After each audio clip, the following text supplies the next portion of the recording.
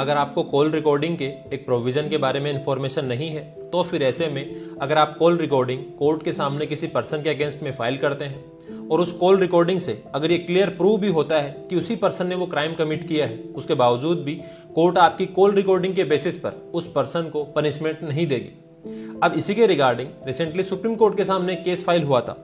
पुरनमल versus state of Rajasthan and another. अब इस case के अंदर हुआ ये था कि एक पर्सन के अगेंस्ट में एलिगेशन ये था कि उसने अपनी वाइफ का मर्डर कमिट करवाया है किसी अदर पर्सन को कुछ अमाउंट पे करके। इसके अलावा जिस पर्सन से उस पर्सन ने अपनी वाइफ का मर्डर कमिट करवाया है उसके साथ में उसकी कॉल रिकॉर्डिंग भी थी। तो पुलिस ने इन्वेस्टिगेशन की, उसमें पुलिस ने कॉल रिकॉर्डिंग भी कलेक्ट कर ली। उसके बाद में ट्रायल कोर्ट के सामने जो टेलीकॉम कंपनी थी उसके नोडल ऑफिसर के भी स्टेटमेंट रिकॉर्ड करवा दिए थे। तो फिर ऐसे में ट्रायल कोर्ट ने जो कॉल रिकॉर्डिंग थी उसके बेसिस पर और जो अमाउंट रिकवर हुआ था उसके बेसिस पर उस पर्सन को पनिशमेंट दे दी।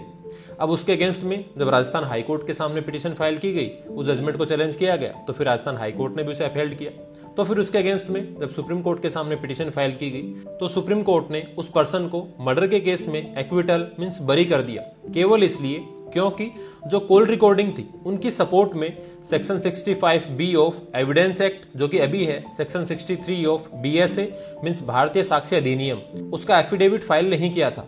अब उसमें कोर्ट ने ये कहा कि कभी भी अगर कोई कॉल रिकॉर्डिंग है तो उसका अगर एफिडेविट फाइल नहीं किया गया है 65B में या फिर 63 के अंदर, तो फिर ऐसे में उसे ऑथेंटिक नहीं मान सकती है कोर्ट और उसके बेसिस के ऊपर किसी पर्सन को पनिशमेंट नहीं हो सकता है। इसके अलावा कोर्ट ने यह भी क्लियर किया कि जो नोडल ऑफिसर के स्टेटमेंट रिकॉर्ड करवाए गए हैं तो फिर ऐसे में स्टेटमेंट के अगेंस्ट में स्टेट्यूटरी जो प्रोविजन है जो सर्टिफिकेट फाइल करने का, वो प्रोविजन ओवर रूल नहीं हो सकता है। इसलिए कॉल रिकॉर्डिंग के लिए आपको एफिडेविट फाइल करना मैंडेटरी है और उसके एब्सेंस में आपकी जो कॉल रिकॉर्डिंग होगी कोर्ट उसे कंसिडर नहीं करेगी। तो फिर मर्डर के केस में कॉल रिकॉर्डिंग का एफिडेविट फाइल नहीं करने के कारण सुप्रीम कोर्ट ने उस पर्सन को एक्विटल कर दिया। तो इसलिए कॉल रिकॉर्डिंग या फिर किसी भी इलेक्ट्रॉनिक एविडेंस की सपोर्ट में आपको हमेशा कोर्ट के सामने एफिडेविट फाइल करना चाहिए और एफिडेविट के बिना अगर कभी भी आप कॉल रिकॉर्डिंग या फिर कोई भी इलेक्ट्रॉनिक एविडेंस फाइल करते हैं तो फिर वो कंसिडर नहीं होगा।